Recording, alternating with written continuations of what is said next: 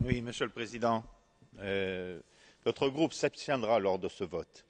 Cette abstention est la résultante d'un sentiment contradictoire.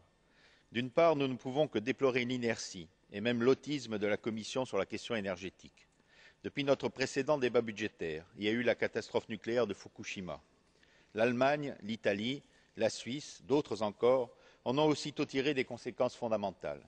Au niveau de la Commission, et ce budget en est l'expression, rien ne bouge ou presque.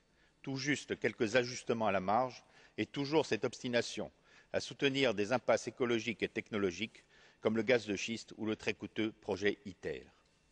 Mais d'autre part, nous voulons peser avec la majorité la plus large pour contrer les coupes budgétaires insoutenables effectuées par le Conseil. Supprimer 3,5 milliards d'euros en crédits de paiement, alors que l'exercice 2012 arrive en fin d'exécution des contractualisations 2007-2013 et que donc les besoins ont un fort degré d'importance, ce n'est pas une mesure d'économie que nous propose le Conseil, c'est une mesure d'étranglement. Le Parlement doit être solidaire face à une telle attitude anti-européenne.